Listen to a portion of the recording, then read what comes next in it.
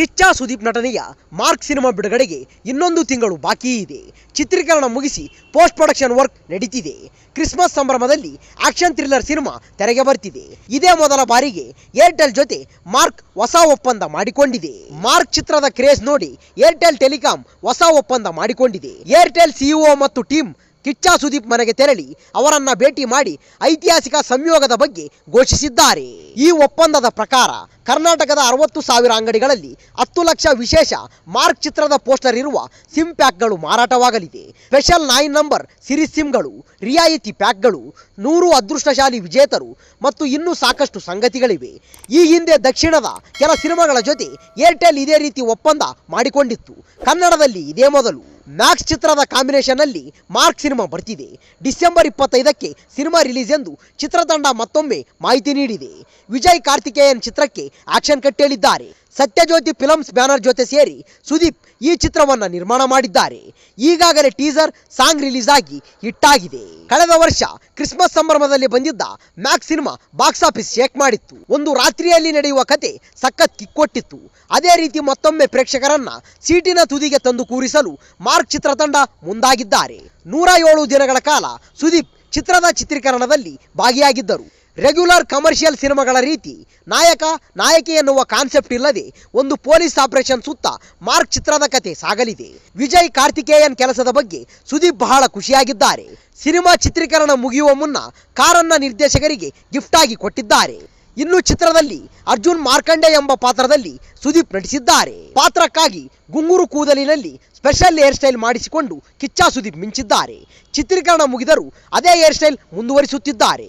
Max ಬಳಿಕ ಬಿಲ್ಲಾರಂಗ ಭಾಷೆ ಚಿತ್ರವನ್ನ ಸುದೀಪ್ ಆರಂಭಿಸಿದ್ದರು. ಒಂದು ಶೆಡ್ಯೂಲ್ ಬಳಿಕ ಮಾರ್ಕ್ ಚಿತ್ರ ಶುರುವಾಗಿತ್ತು. ಜುಲೈನಲ್ಲಿ ಶುರುವಾಗಿದ್ದ ಸಿನಿಮಾ ಚಿತ್ರೀಕರಣ ಇತ್ತೀಚೆಗೆ ಮುಕ್ತಾಯವಾಗಿತ್ತು. ಬಿಗ್ ಬಾಸ್ ನಿರೂಪಣೆ ನಡುವೆ ಈ ಚಿತ್ರದ ಚಿತ್ರೀಕರಣವನ್ನ ಸುದೀಪ್ ಮುಗಿಸಿದ್ದಾರೆ. ಸದ್ಯ ಡಿಸೆಂಬರ್ 25ಕ್ಕೆ ಮಾರ್ಕ್ ಸಿನಿಮಾ ರಿಲೀಸ್ ಆಗಲಿದೆ.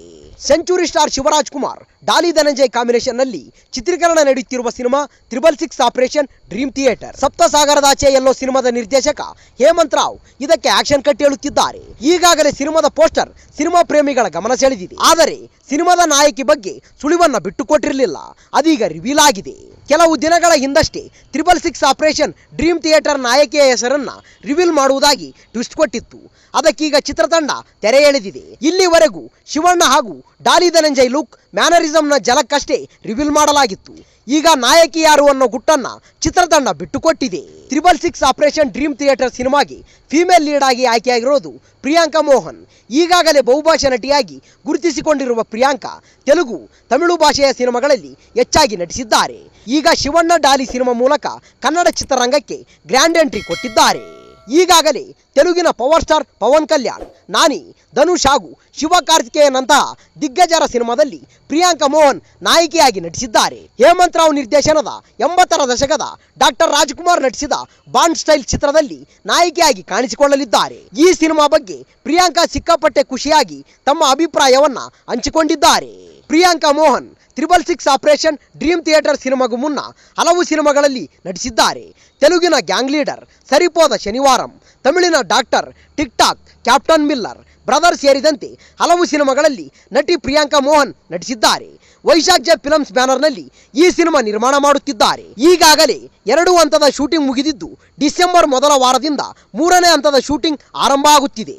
ಈ ವಿಡಿಯೋ ಇಷ್ಟವಾದಲ್ಲಿ ನಮ್ಮ ಚಾನಲ್ ಲೈಕ್ ಮಾಡಿ, ಶೇರ್ ಮಾಡಿ, ಸಬ್ಸ್ಕ್ರೈಬ್ ಮಾಡಿ ಅಂತ ಹೇಳ್ತಾ ಅಲ್ಲಿಯವರೆಗೂ ಟೇಕ್ ಕೇರ್, ಬಾಯ್ ಫ್ರೆಂಡ್ಸ್.